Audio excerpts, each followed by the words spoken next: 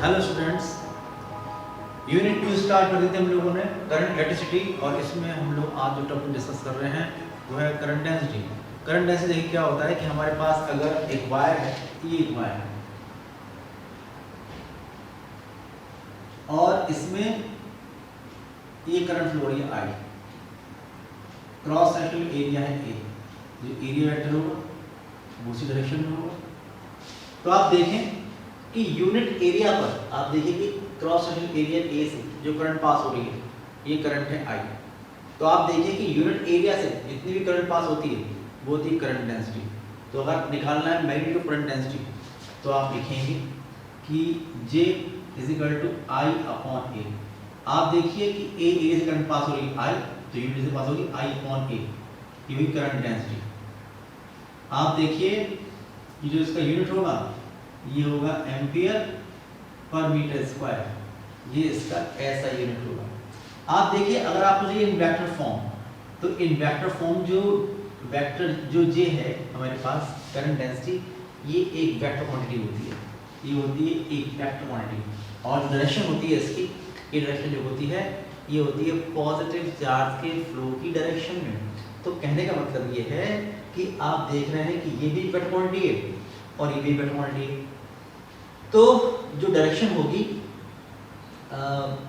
जे की वो होगी in the flow of positive charge. जैसे कि आप देखिए करंट डायरेक्शन जो होती है वही पॉजिटिव चार्ज की करंट, जो पॉजिटिव चार्ज के फ्लो डायरेक्शन में होती है, और यहाँ पर जो जे है वो उसी डायरेक्शन में होगा। तो इसका मतलब कि इस डायरेक्शन में जे होगा, तो वेक्टर जे और वेक्टर ए की डायरेक्शन में हुआ करते हैं। तो आप देखिए अगर वेक्टर फॉर्म में आपको चाहिए तो ये वेक्टर क्वांटिटी, ये वेक्टर क्वांटिटी है। आप इन वेक्टर फॉर्म,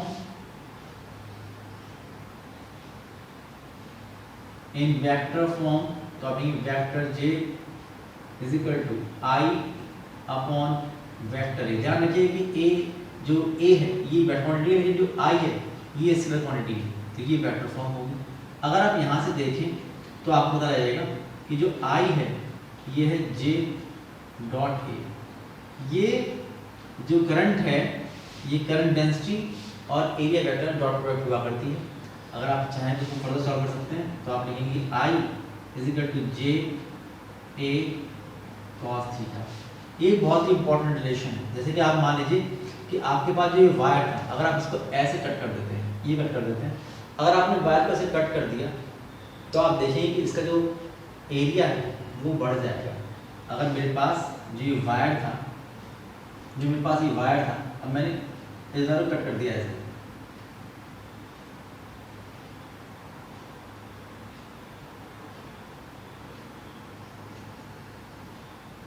तो आप देखेंगे इसका जो एरिया वो बढ़ जाएगा। अब करंट कैसे फ्लो होगी, अब करंट फ्लो होगी इस तरीके से, ये करंट फ्लो हो रही है। लेकिन आप देखें एरिया वेक्टर होगा, अगर ये एरिया है ए तो ये हो गया एरिया वेक्टर नॉर्मली आउटवर्ड, और इसके बीच जो एंगल हो गया ये एंगल हो गया थीटा। तो अब हम लोग क्या करना चाहिए, अब आप यहाँ पर से अगर आप देखें इस वाले फॉर्मूले से, तो आप देखें करंट डेंसिटी यहाँ से आएगा स्पेशल केस इसका, यहाँ से आएगा इसका स्पेशल केस। अगर आप देखें यहाँ से भी from I is equal to J A cos theta, तो जो करंट डेंसिटी हमारे पास होगी J इज इक्वल टू ये होगी आई अपॉन ए कॉस थीटा, ये हुई करंट डेंसिटी।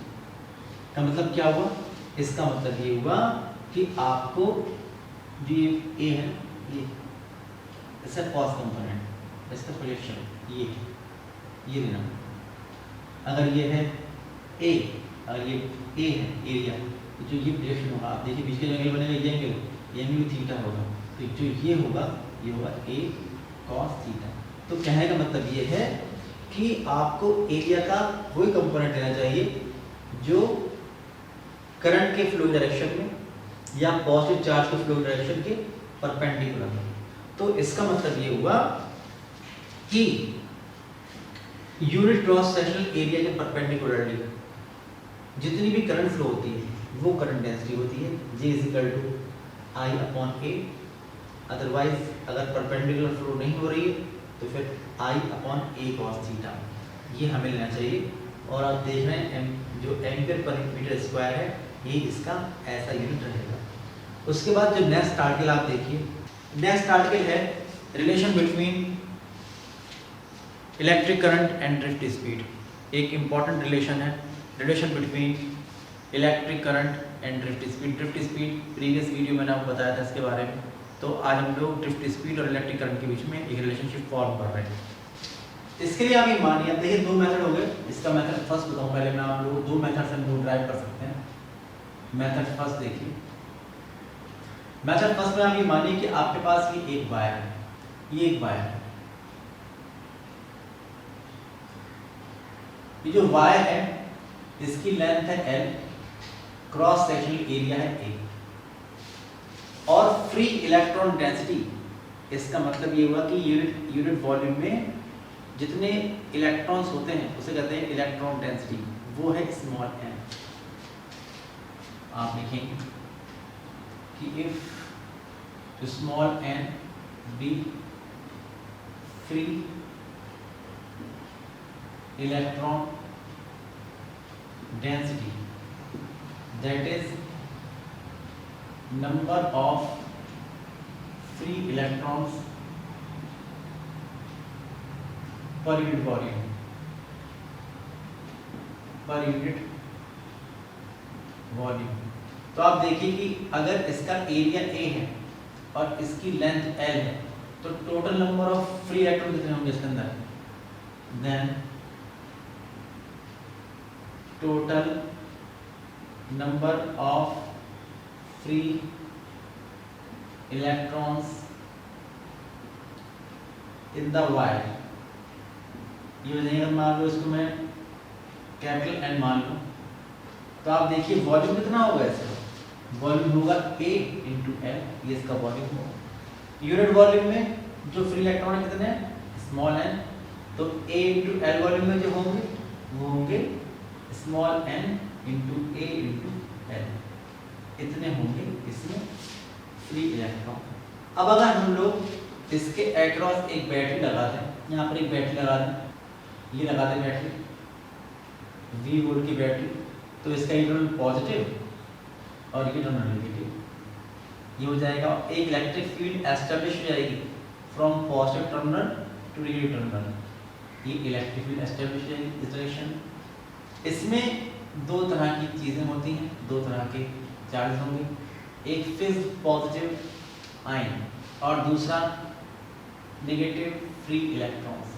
आप जानते हैं जिस एवरेज स्पीड से जो फ्री इलेक्ट्रॉन्स होते हैं वो चलते हैं एक एंड से दूसरे एंड की तरफ, उससे उसकी हम ड्रिफ्ट स्पीड कहते हैं बैटरी लगाने के बाद। तो बैटरी लगाने के बाद आप देख रहे हैं कि जो फ्री इलेक्ट्रॉन चल रहे हैं इनकी जो स्पीड होगी, ये स्पीड होगी v⁻d, इनकी स्पीड कितनी होगी v⁻d। तो जिस एवरेज स्पीड से वो एक एंड से दूसरे एंड तक चलेंगे ये उसकी ड्रिफ्ट स्पीड होगी। तो जब भी चलेंगे ऐसे इलेक्ट्रॉन यहाँ से निकलेगा वैसे यहाँ से इलेक्ट्रॉन पहुँच जाएगा और करंट फ्लो हो जाएगी इस डायरेक्शन में, ये करंट फ्लो होगी, ये मैंने बताया था आप लोग।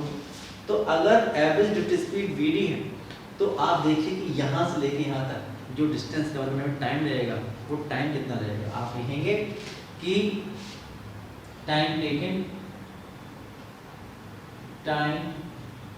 Taken by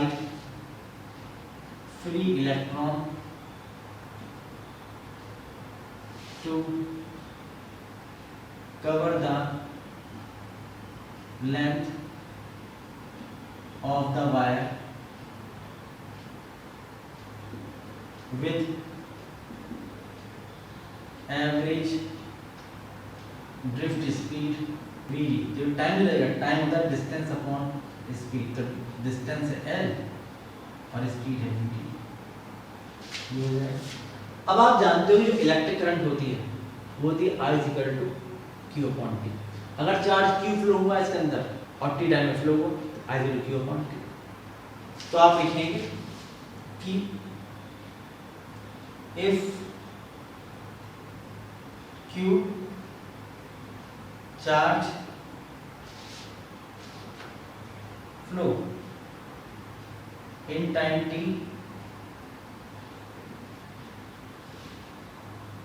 in the wire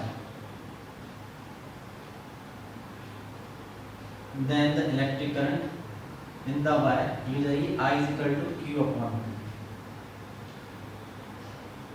Q। एक बार जानते हैं Q कितना होता है, Q is equal to the N। अगर N इलेक्ट्रॉन फ्लो हुए हैं तो एक इलेक्ट्रॉनिक चार्ज होता है वो स्मॉल ही होता है। आप जानते हैं इलेक्ट्रॉनिक चार्ज होता है, ये जो चार्ज होता है ये होता है स्मॉल। तो आप लिखेंगे कि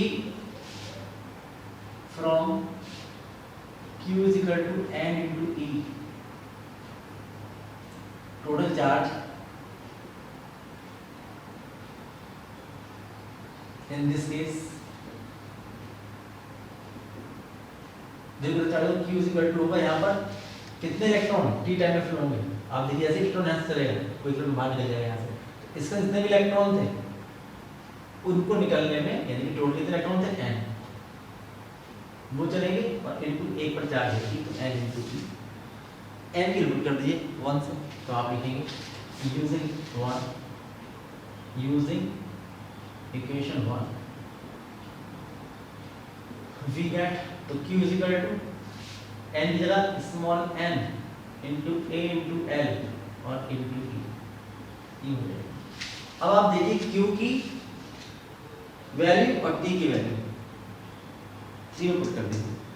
putting value of Q and T, putting value of Q and T from equations 4 and 2 in 3। तो ये I is equal to Q upon T, Q भी हो जाएगा N A L into E upon T का L upon V D, इससे cancel. तो I is equal to E ऊपर पहुंच जाएगा N E A V D, N E A V D, ये आएगा। This is the required equation, this is the required relation. इसी method से करें, इसी मेथड से। एक मेथड मैं आपको बता रहा हूँ, मेथड सेकंड समझिए, वो समझने वाला है। ये मानिए कि आपके पास ये एक वायर है,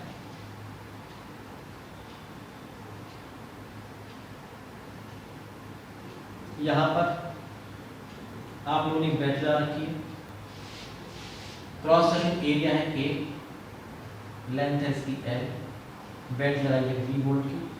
तो ये पॉजिटिव टर्मिनल, ये नेगेटिव, तो ये पॉजिटिव और ये नेगेटिव। तो आप देखेंगे एक इलेक्ट्रिक फील्ड एस्टेब्लिश हो जाएगी along the length of the wire, ये होगी इलेक्ट्रिक फील्ड की। दो तरह के चार्जेस हैं, एक तो पॉजिटिव फिक्स्ड आयन है और ये फ्री इलेक्ट्रॉन्स हैं। जैसे ही हम लोग बैटरी कनेक्ट करेंगे, बैटरी कनेक्ट करते ही आप देखेंगे यहाँ से एक इलेक्ट्रॉन, यहाँ से एक इलेक्ट्रॉन इस वायर से इसके अंदर एंटर करेगा और यहाँ से एक इलेक्ट्रॉन बाहर निकल जाएगा। तो जो इलेक्ट्रॉन एंटर करेगा वो इस एंड से एंटर करेगा, वो एक से डिस्टेंस कवर करेगा। आप देखिए कि इसकी जो एवरेज स्पीड है ये है v d। तो जो भी इलेक्ट्रॉन यहाँ से एंटर करेगा, यहाँ से यहाँ तक पहुँचेगा, तो डिस्टेंस जो कवर करेगा यहाँ से देखिए यहाँ तक, वो कितनी होगी v d। जो डिस्टेंस कवर करेगा कोई भी इलेक्ट्रॉन, जितने भी इलेक्ट्रॉन इस एंड से एंटर करेंगे वो v d डिस्टेंस कवर करेंगे। Distance covered by one electron in 1 second is v d, because उसकी स्पीड v d मीटर पर सेकंड है। तो इसका मतलब होता है कि 1 सेकंड में डिस्टेंस कवर करेंगे v d होगी। तो जो एरिया है ये एरिया है A और डिस्टेंस कवर करी इसने v d। तो इसका मतलब ये हुआ कि जो वॉल्यूम कवर किया 1 सेकंड में इलेक्ट्रॉन्स ने, वो किया A इंटू v d। आप लिखेंगे, आप देखिए इलेक्ट्रॉनिक चार्ज कितना है स्मॉल, आप लिखेंगे कि if v d is the average drift speed of free electrons, then the distance covered by each electron entering from one end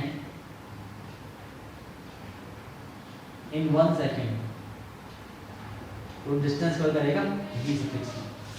अब इसका क्रॉस सेक्शन एरिया ए है, तो जो वॉल्यूम कवर करेगा, volume covered by electron in 1 second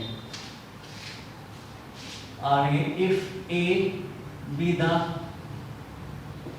cross sectional area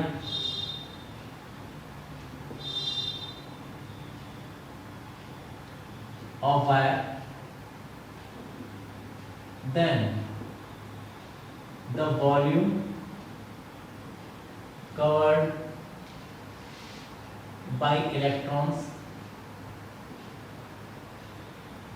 in 1 second, जो volume cover करेंगे वो हो जाएगा A इंटू वी डी, इतना वॉल्यूम हो जाएगा। अब आप देखो कि यहाँ पर जो इलेक्ट्रॉन एंटर कर रहे हैं, तो यूनिट वॉल्यूम में तो कितने इलेक्ट्रॉन होते हैं, n, electron density n given, तो A into V D volume में जो इलेक्ट्रॉन एंटर करे होंगे उनका नंबर कितना हुआ, जितना वॉल्यूम था, यानी A इंटू वी डी को स्मॉल n से मल्टीप्लाई कर दीजिए। आप देखेंगे कि if small n be the free electron density, free electron density, then the number of free electrons entering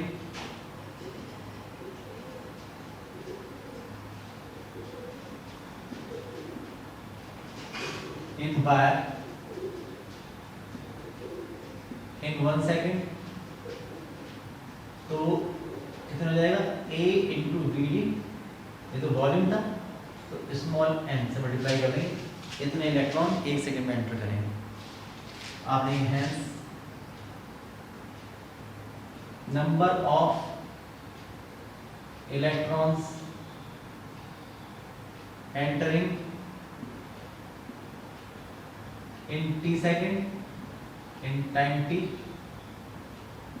एक समय एंटर कर रहे हैं इतने, तो t टाइम जो एंटर करेंगे अगर वो n होंगे, n into a into V D और इंटू t, ये हो जाएगा। अब आप जानते हैं कि एक इलेक्ट्रॉन में चार्ज कितना होता है, स्मॉल e, ये होता है, तो कितना चार्ज एंटर करा, n। आप लिखेंगे कि from q is equal to n charge flow in the wire in t time, तो जरा q is equal to n से n into a into V D into t into e, ये हो जाएगा। तो करंट निकालेंगे I is equal to q upon t। आप hence electric current in the wire, hence electric current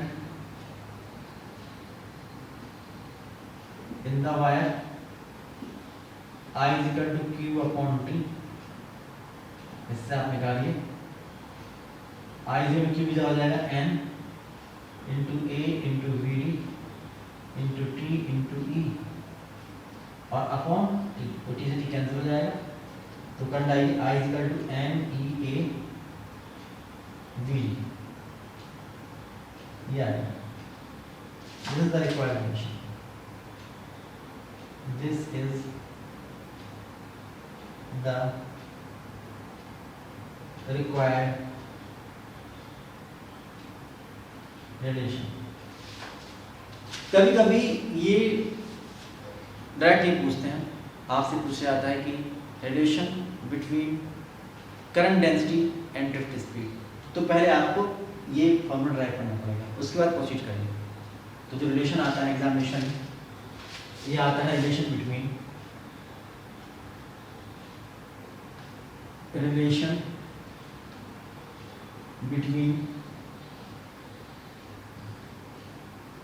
current density J and drift speed VD, ये relation drive करने को आता है। तो आप देख रहे हैं कि जैसे कि वहां पर करंट हो रही थी फर्स्ट फिगर में, वैसे यहाँ पर इलेक्ट्रॉन चल रहे हैं ऐसे, ये इलेक्ट्रॉन चल रहे हैं ड्रिफ्ट स्पीड से इस डायरेक्शन में ऐसे चल रहे हैं, जो करंट फ्लो होगी ये फ्लो होगी इस तरीके से। एरिया वेक्टर इस डायरेक्शन, तो आप देखेंगे जो हमारे पास करंट ऐसी मैग्नीट्यूड होगा J = I/A, ये होता है। आप लिखेंगे कि magnitude of current density J = I/A, ये होता है। अब इसमें I की वैल्यू पुट कर दीजिए, आप लिखेंगे कि we have electric current from A, electric current है I = NEA VD, ये पुट कर देंगे इसमें, putting this value in 1, putting this value in equation 1 we get, तो होगा J = I NEA VD divided by A, इससे कैंसिल, तो J = हो जाएगा NE VD, ये रिलेशन निकल के आएगा। आप देखिए कि यहाँ पर VD ड्रिफ्ट स्पीड, ये एक वेक्टर क्वांटिटी है और दूसरी है J, बाकी ना तो n वेक्टर क्वांटिटी है ना स्मॉल e। लेकिन आप देखिए कि VD इस डायरेक्शन में और J इस डायरेक्शन में, क्योंकि वेक्टर J जो होता है ये पॉजिटिव चार्ज के फ्लूइड डायरेक्शन रिप्रेजेंट करता है, इसलिए आप देख रहे हैं कि J इधर है और VD इधर अपोजिट डायरेक्शन में होता है। तो वेक्टर फॉर्म आप लिखेंगे, तो इन वेक्टर फॉर्म कि वेक्टर J = NE और -VD वेक्टर, ये रहेगा रिलेशनशिप। तो ये रिलेशन है drift speed and current density में।